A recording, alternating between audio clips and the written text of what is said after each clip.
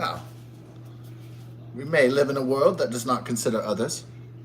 However, we do consider others. Not because we are weak, because we are strong.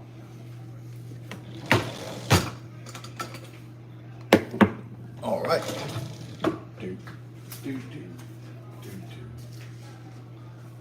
All right. Get my sunshine cup. Yeah, what were the former cups like before they were destroyed or they got too old and worn? The old cups were relax, have a wonderful day at the beach. And these are the replacement cups, so you're on my sunshine. All right, so here we go. The homemade vanilla bluebell ice cream from Brenham, Texas. All right, a Texas favorite. I don't know if it's a national, international favorite. I don't know, but definitely Texas.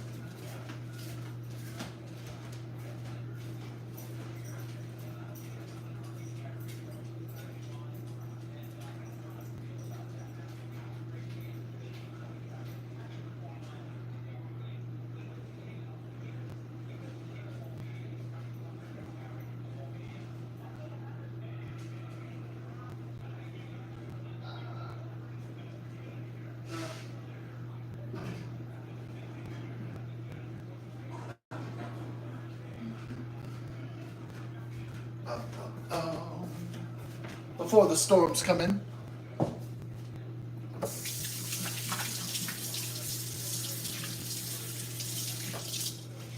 going to thunderstorm heavily in the Houston, Texas Gulf Coast area for, I'm going to say, about 3 days, Sunday, Monday, and Tuesday. And so I prepared the ice just in case we lose power.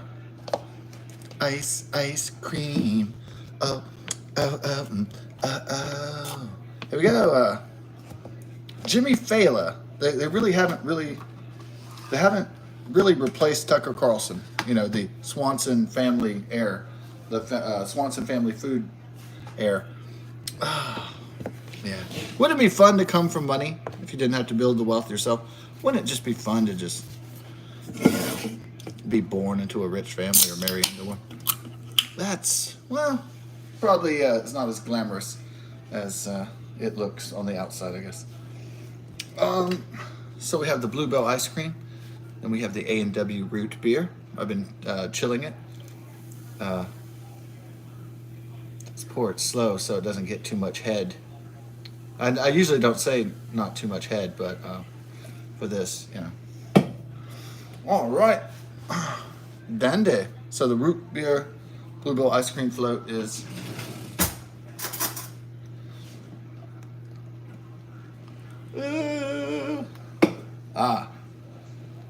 nice. Now I like mine with milk, but this is a special request, so this is like an order. Yeah.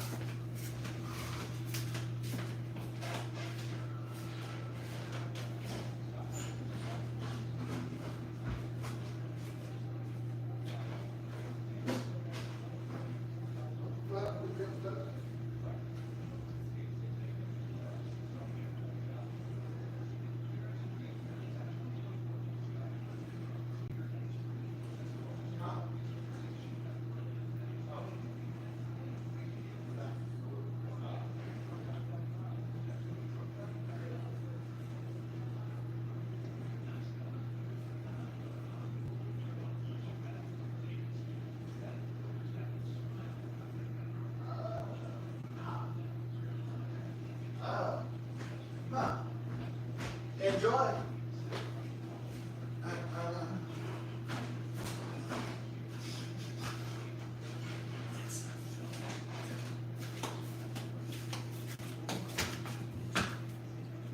Did you like that? It's a floater. It's a floater. In Austin Powers. When he's talking about the fat bastard when he takes a shit.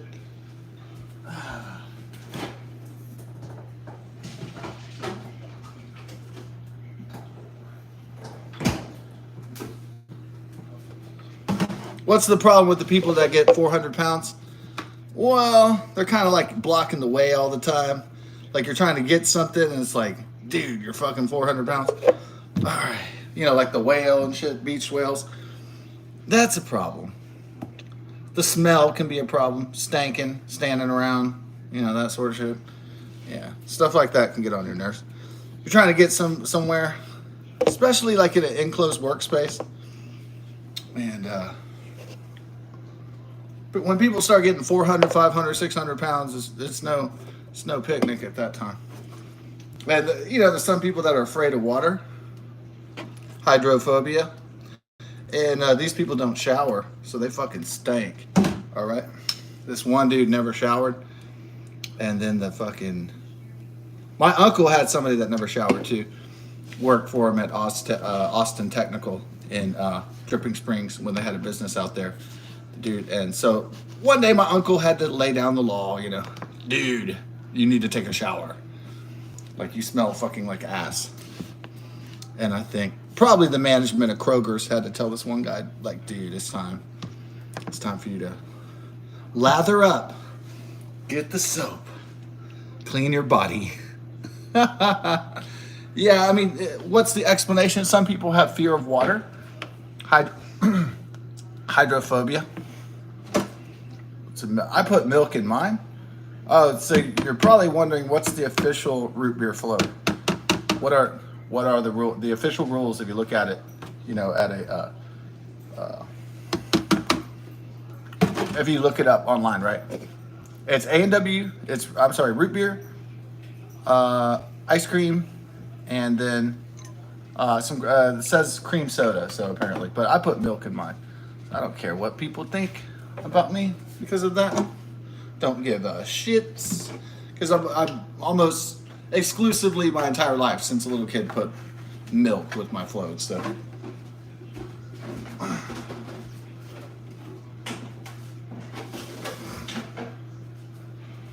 Da, da. Root beer float. Visualer. The scientific process.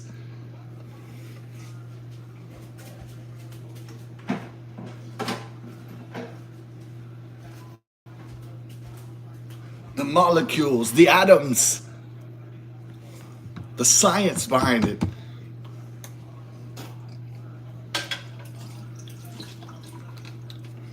All right. Before the ice cream melts, it's getting to the 80 degrees. So now the ice cream, the ice cream is starting to melt faster as the temperature increases to 80, and so this is like a Texan man's best friend.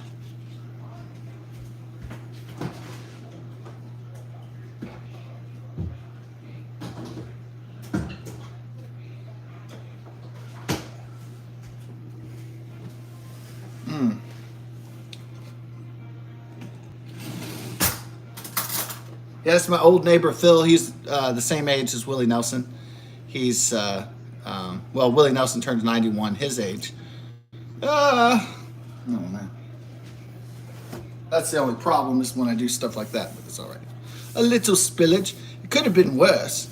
It could have been more epic. It could have been more painful.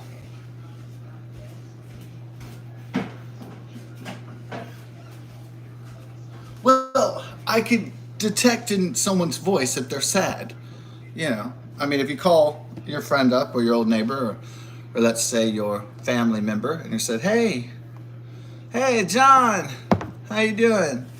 And John's like, well, you know, and they have that depressed tone, right? It's like, oh, and they have that worried tone, you know, like, oh man, oh, woe is me. Like, so you know something's wrong with your friend, right? Because their tone is off. I'm not saying like you have to think about it like as a musician, but and then at first when I called Phil, I was like, there is something off. His tone is wrong. Like he's depressed. I wonder if he's just depressed about getting old and dying in a chair in a dark room alone. Is that why somebody would be depressed? Well, yeah, that's part of it. Expiring, no longer existing on planet Earth, that might be problematic for some. All right, but or for all, or for many. So not quite there to my 90th yet. So not quite passing that bridge. But anyways, he didn't sound right. But he was like, "Oh, just sitting here." I was like, the usual thing that a crippled 91-year-old man would say in a wheelchair at his apartment, you know. And old friend and neighbor Philip. And then the other day, I'm talking to him, and then he really opened up to my mother, kind of, and was like, he was like, yeah, but he told me that his caretaker had been sick for the last 6 or 7 days, and that he wasn't getting to the grocery store. So I don't know if he's like starving or what the fuck. But he lives way down in south, and I'm up here north, and I don't really have the transportation or the funds to pay his grocery bill or anything or do it. So that has to be one of his family. Doesn't have to be. I mean, if I had the funds, I would do it. But then,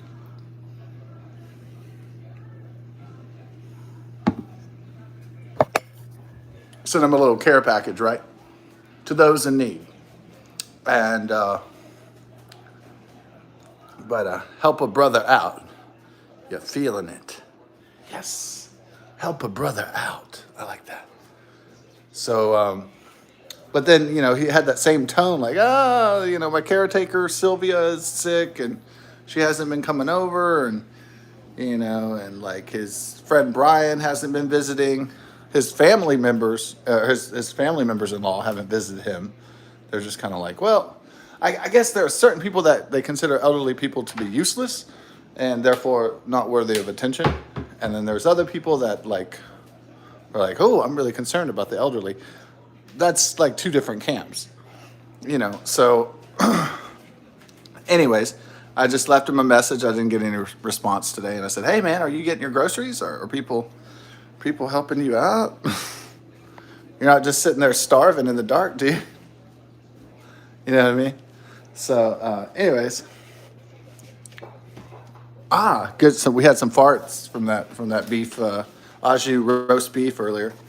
All right, so hopefully we can get some other fartations going on with this. So the root beer A&W float.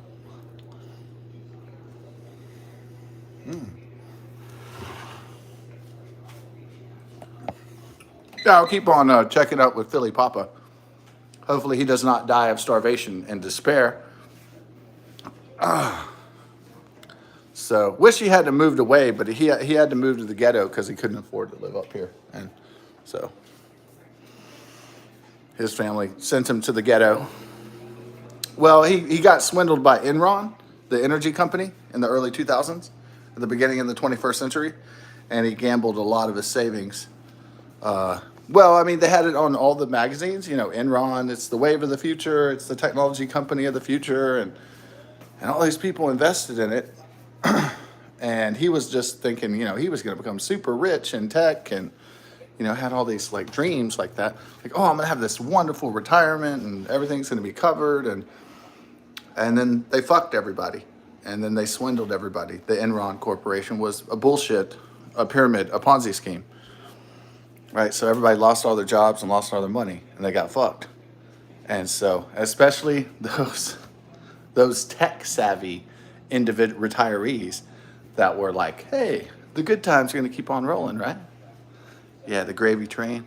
But they didn't expect the dot-com bubble and like the fucking...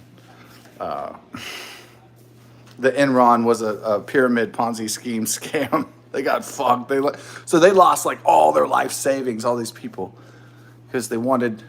Well, why would you invest in the stock market or in stock market companies or do trading or anything? Well, the point would be to become filthy rich, right? So that would be like the goal.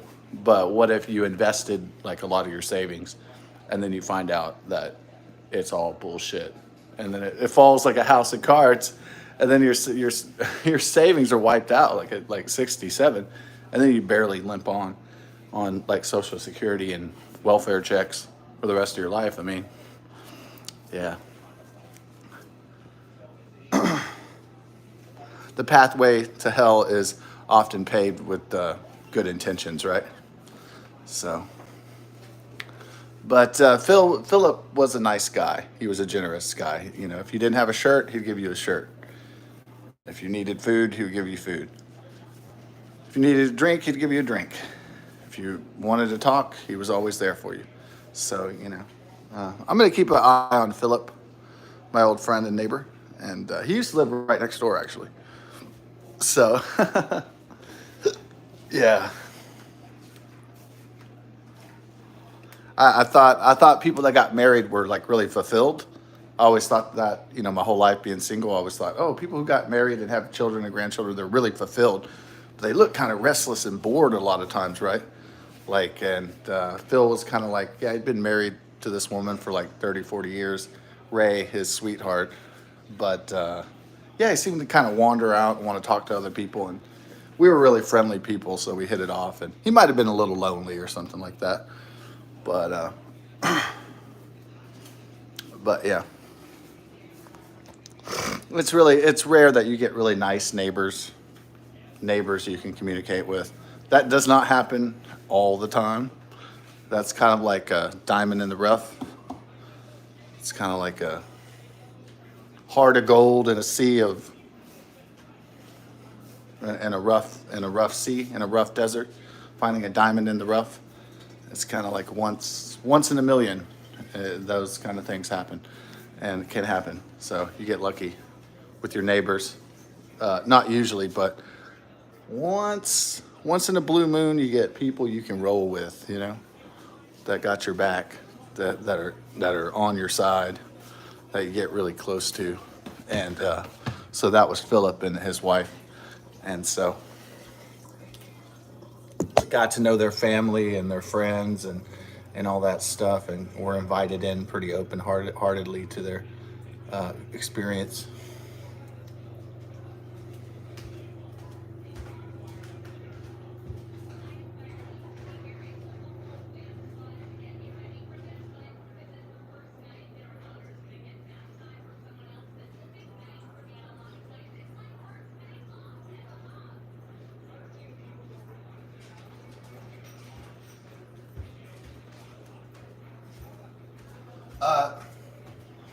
My parents and I used to have two refrigerators, main refrigerator, and then we used to have freezer refrigerator for, you know, extra meat and just like a meat storage locker. You know, put a lot of steaks and pork chops and hamburger and chicken and everything in there, pork and all that stuff. I like lamb and turkey, but my parents do not. So that is kind of a rare. That's a rare sight in our fridge in this family. I like turkey. I like turkey burgers. I like lamb sometimes, but they don't like that. So and turkey, you know, is usually just on Thanksgiving and Christmas. So, but sometimes we have for Christmas to switch it up. We have prime rib or ham. We've been doing prime rib for Christmas for a long time now, and so we're fortunate to be able to do that. So, what does that have to do with ice cream? Phil and Ray Waters, our old neighbors, and Ray is deceased, but Phil is still alive, still hanging in there, and throughout the years, 91 years old, yeah, hanging in there, trying to hang in there, stay in the ring as long as Jimmy Carter, right, and not be one of the fallen, the expired, the gone, and so they had their freezer and they had their.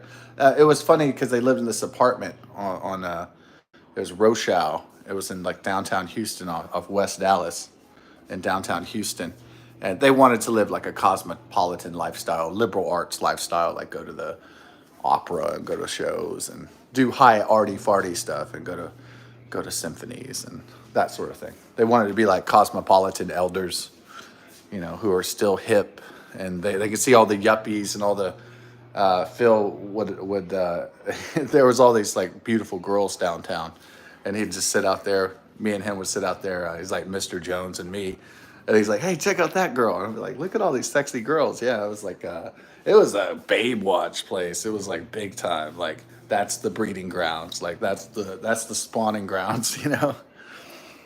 And you're watching where the men meet the women, and when successful men meet successful women. I mean, this is the dating scene, and that's where you see all the hot young things all around. And so, yeah, it was really active, and it was fun. Sometimes babe watching around there, having a beer and just checking it out, lighting up a cigar or whatever.